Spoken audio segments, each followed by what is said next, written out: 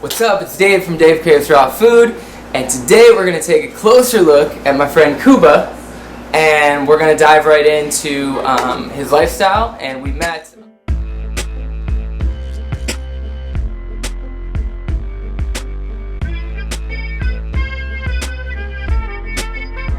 I have a couple questions for you, just about the lifestyle. First, like how long have you been into eating raw? So I started this journey about 4.5 years ago. It was when my dad got sick with stomach esophagus cancer and passed away, and that kind of awakened my whole consciousness to this lifestyle, taking care of myself, realizing the role that food has on the body. So that's when I began it, and I started like changing my diet, more fruits and vegetables, cutting out dairy and meat slowly. But it probably took me a few months to tweak that and get fully vegan. Yeah. And probably actually a year before I went fully vegan, at least maybe over a year even of like trying to be vegan.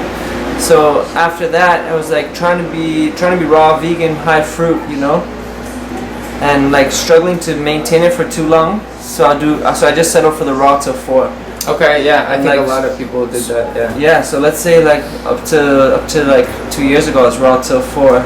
Okay. Just like settled for that. No, literally like a year and a half ago is when I finally went fully raw. Fully raw? Okay. Yeah. It was thanks to a juice feast, thanks to being inspired by John Rose and juicing. Yeah. You guys know John Rose for sure. And I was trying to do a juice feast. I was like, I want to do 2 weeks, and I'll do 3 days, fall off the wagon. And yeah, it was like for a month I was struggling, but I decided like halfway at that month, I was like, all right. I talked to John Rose. I called him up, and I was like, I decided like if I eat, I'm just gonna eat fruit, but juice all throughout the day. So I was just juicing till dinner, and dinner was fruit.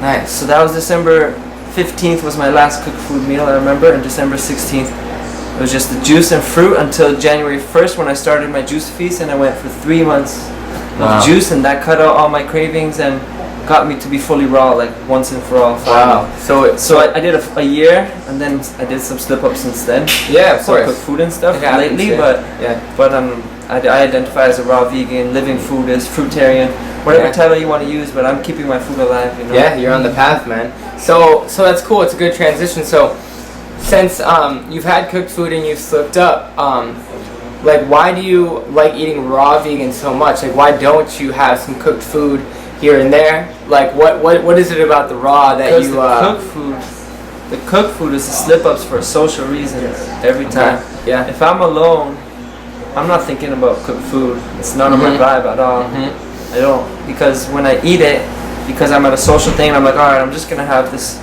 processed vegan thing because they put the love to make it for me, and I'm just gonna enjoy the social thing, and I'll still bring like my own salad and fill up on fruit, so it'll be like mostly raw with a little bit of cook. Right. But that little bit of cook, I'll eat it, and it's just like, yes, yep, exactly. My vibe just dims. Exactly. And I feel like how I felt my whole life, kinda, and that familiar feeling where, you know, when you eat and you're just like, you don't want to do anything. Yeah. And I just feel like, okay, I'm on the same vibe as everyone now. Yeah. But this is not worth it. Like every time, I'm just like, this is not worth it. I'd rather be high vibe, and maybe like my diet could be weird amongst people, but those people prefer me fully raw, even though they think they'd rather me eat the food with them, because they think the food is like a connection. But they prefer me to be fully raw because they prefer me to be my real self and have that high energy. And that's when people love me. Yeah. They like love being around me because of that energy. Yet they don't, like if food never came in the picture, it wouldn't be an issue. But because you sooner or later sit down to eat together, that's when it's like, all right, if I don't eat their food, it's kind of like a disrespectful thing. Of course. Meanwhile, it would bring my energy down if I ate their food, and I wouldn't be that full present self.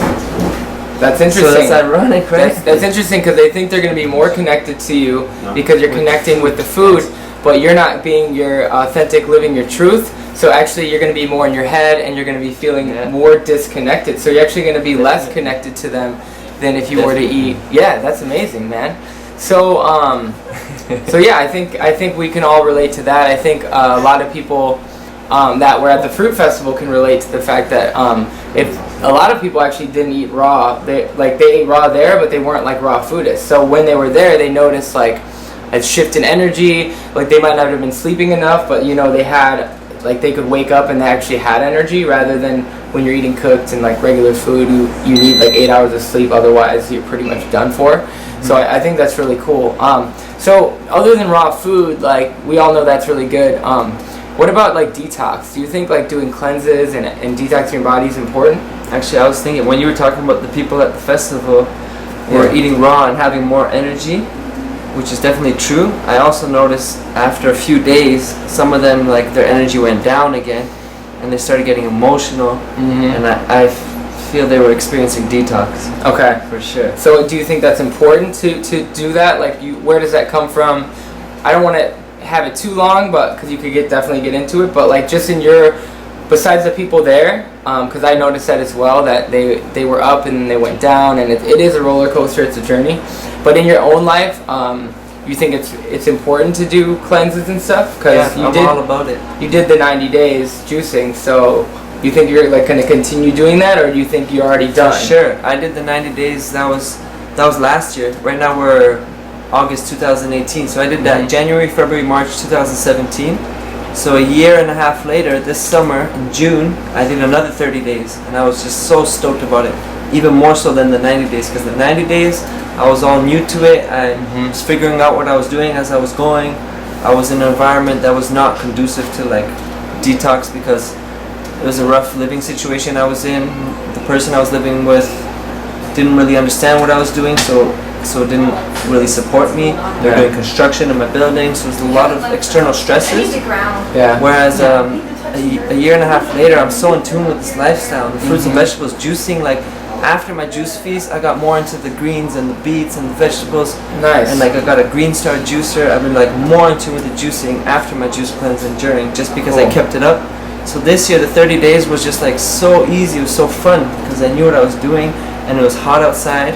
Yeah, right. It wasn't the winter. The winter was rough. Yeah. That's what one thing I learned about. If you're gonna detox, you need support, man. If you have the sunshine and fresh air and water to support you, and the earth that you can ground on and go out into nature, it just makes detox so much easier. Like you can feel bad and just like go for a walk in nature, and it'll help so much. Yeah. So I was so excited to do it. I didn't even plan it. I just was separated from my Green Star for a month and came back home with it.